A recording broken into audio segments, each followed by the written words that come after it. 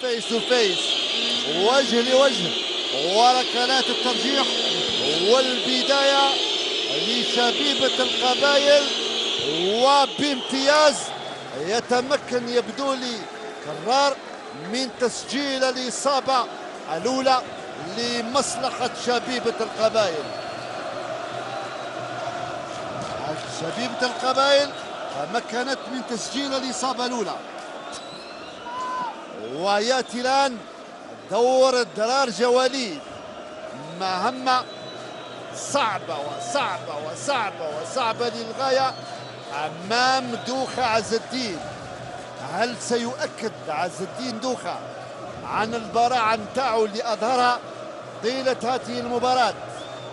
فيس تو فيس، وجه لوجه، 11 متر من نقطة الجزاء إلى خط المرمى، مسافة تبدو قصيرة، ودرارجة يتمكن من التسجيل.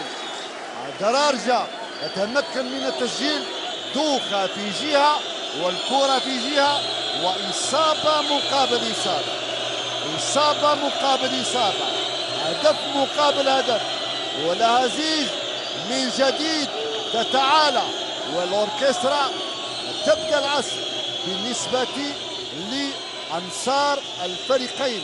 لم نتبين يبدو لي مكحوت، أحمد مكحوت هو الذي سيسدد أمام سرير.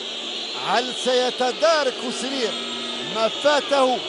هل سيقوم بتصحيح الأخطاء؟ إنجاز هذا التعبير، مكحوت وبقوة، نسيم في جهة والكرة في جهة، وإصابة أخرى للشبيبة، إصابتين مقابل إصابة. ويأتي حميدي فارس الذي نال منه العياء، سسبانس يحبس الأنفاس بملعب مسعود زقار، وركلات الترجيح في هذه المباراة المجنونة، في هذه المباراة التي شاهدنا فيها عروض ونسوج كروية شيقة تليق بمستوى وسمعة الفريقين. حميدي فارس ودوخة عز الدين، حميدي ويضيع حميدي، ويضيع حميدي، وكل أنصار الشبيبة يتنفسون السعداء إلى جانب عناصر شبيبة القبائل. ها هو خيبة الأمل تبدو عليك يا فارس يا حميدي بعد تضييعك لهذه الفرصة الثمينة. يأتي دور من؟ لم أتبين الرقم، بل هو زيتي نعرفه من المشية نتاعو زيتي، لم نتبين الأرقام كما ينبغي. على في الأندية أن تأخذ بعين الاعتبار المقابلات المتلفزة. يلا زيتي وسرير، زيتي وقوية من دون شك، قوية وقوية وقوية، وفي قلب الشباك. 3-1 لمصلحة شبيبة القبائل. يأتي الدور الآن على معيزة عادل. معيزة عادل معروف بتفوق نتاعو في ركلات الترجيح، يسدد بشكل جيد أمام دوخة، والحوار بين وبين دوخة، لا مدافع ولا هم يحزنون. دوخة الكرة ومعيزة، لمن تكون الكلمة؟